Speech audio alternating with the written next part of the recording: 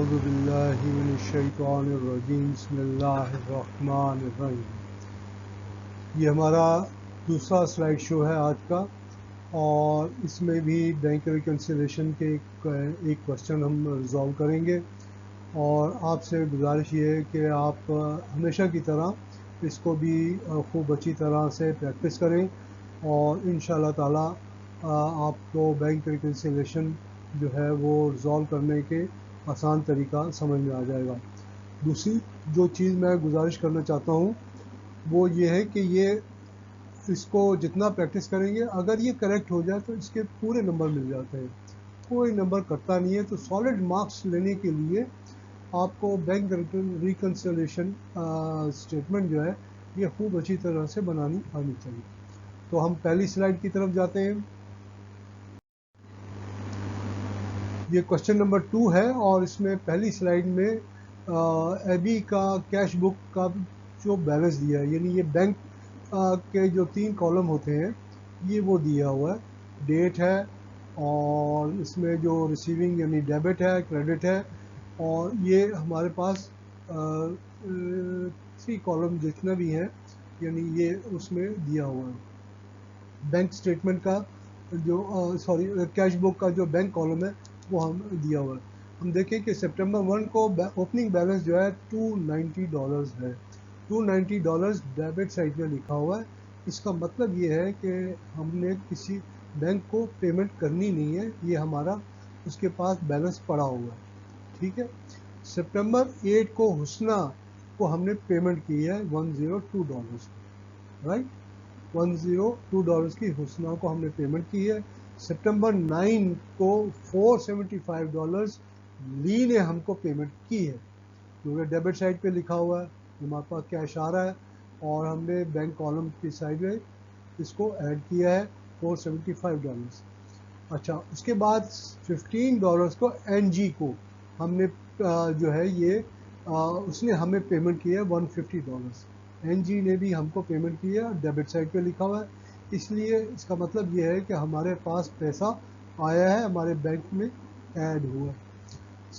इसी तरह सितंबर 17 को यंग स्टोर्स को हमने पेमेंट की है, क्योंकि क्रेडिट साइड पे लिखा हुआ है, और कितनी पेमेंट की है $849 की, राइट।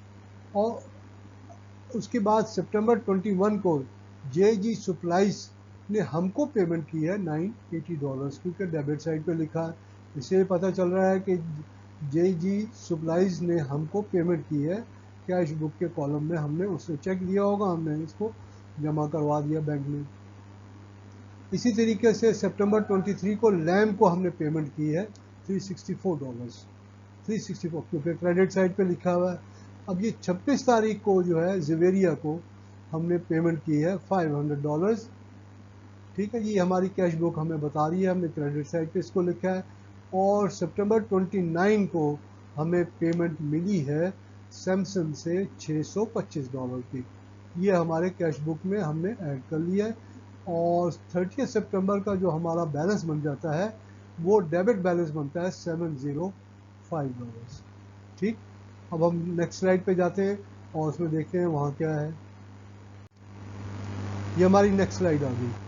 इसमें अगर आप देखें तो एबी को रिसीव हुई है बैंक स्टेटमेंट, बैंक ने उसको बैंक स्टेटमेंट भिजवा दी है, और उसमें भी अगर आप देखें तो सितंबर 1 को जो बैलेंस दिया हुआ है वो क्रेडिट बैलेंस है $290।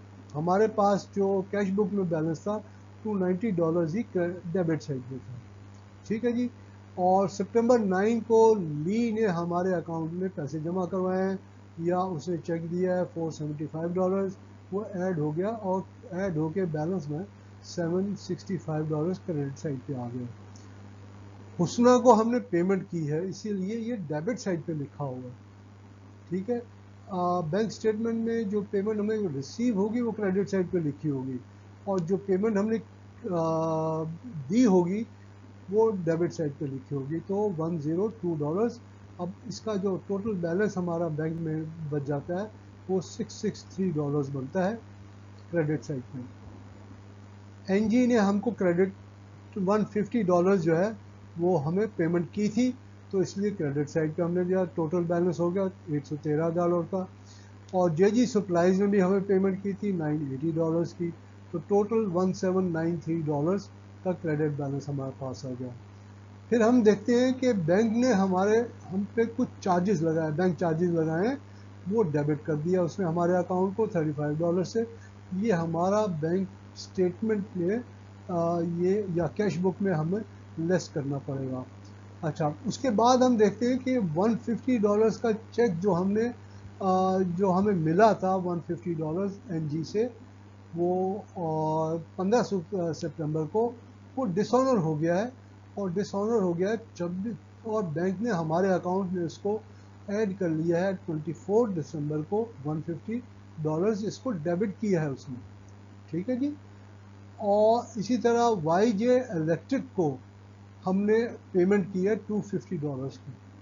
ये हमने बैंक को पेमेंट, यानी बैंक ने खुद से पेमेंट कर दी है, हमने पेमेंट नहीं की है, मगर बैंक ने अपने तौर पे पेमेंट कर दी है और बैंक स्टेटमेंट से हमें पता चल रहा है। अब ये सारा कुछ जो है, ये हम जो डिफरेंसेस हैं, यानी $150 का और इसी तरह $250 का और बैंक चार्जेस का, ये हम अपने जो कैश बुक का जो बैलेंस है वो उसमें हम एडजस्ट करेंगे, उसमें हम रिकॉर्ड करेंगे। तो नेक्स्ट स्लाइड देखते हैं क्या है। यस, ये आ गया कैश बुक का बैंक कॉलम। ठीक है जी। ओपनिंग बैलेंस हमारे पास $705 था, जो हमने पहले कैश बुक हमें थी। उसमें से बैंक चार्जेस अगर आप देखें तो हमने क्रेडिट साइड पे लिखा है इसको, वो $35। और डिसऑनर चेक जो है वो भी क्रेडिट साइड पे लिखेंगे। और एनजी को हमने डेबिट किया है, यानी उसका अकाउंट रिसीवेबल है और वो हमने डेबिट किया है। और एनजी को जो चेक है वो हमने क्रेडिट करके उसको कैंसिल कर दिया है। वाई जी इलेक्ट्रिक ने को हमने पेमेंट कर दी है, यानी बैंक ने पेमेंट कर दी है, हमें पता नहीं था, हमने उसको $250 इसमें ऐड कर दिए। अब हमारे पास कैश बुक का जो और नया बैलेंस आ गया वो $270 है और ये डेबिट बैलेंस है। ठीक है जी। पहले हमारे पास 705 था, चूँकि ये चेंजेस किए हैं तो अब $270 हमारे पास बैंक में जो बैंक का जो बैलेंस है वो $270 बन जाता है डेबिट बैलेंस। अच्छा जी, नेक्स्ट स्लाइड हम देखते हैं। इसमें देखिए बैंक स्टेटमेंट हमने बैंक रिकन्सिलेशन स्टेटमेंट हमने बनाई है। तो बैंक का जो बैलेंस था हमारे पास $1358 था, ये क्रेडिट बैलेंस था। और चेक्स अभी तक सैमसंग ने जो हमें पेमेंट की थी वो अभी तक अगर हम देखें तो क्रेडिट नहीं हुई थी, इसलिए हमने उसको ऐड कर दिया है। तो हमारा बैंक का स्टेटमेंट का जो बैलेंस होना चाहिए वो $1983 होगा। और इसी तरीके से अनप्रेजेंटेड चेक्स जो हमने पेमेंट की थी वो अभी तक बैंक ने उसको लेस नहीं किया है। बैंक स्टेटमेंट से हमें पता चला है वो यांग स्टोर्स को $849 की हमने पेमेंट की थी, लैम को $365 $4 की पेमेंट की थी, और जिवेरिया को $500। ये 1007 कुछ बनता है, तो आप इसको देख लें। अब ये नया बैलेंस हमारे बैंक स्टेटमेंट का तकरीबन $270 बनता है। तो हमारे पास जो कैश बुक का जो बैलेंस था वो भी $270 बनता था, और बैंक स्टेटमेंट का बैलेंस भी अगर आप गौर से देखें तो $270 ही बनेगा। तो ये हमारी लास्ट इसमें स्लाइड थी। आपसे गुजारिश ये है कि आप इसको खूब अच्छी तरीके से प्रैक्टिस करें। अल्लाह हाफिज़।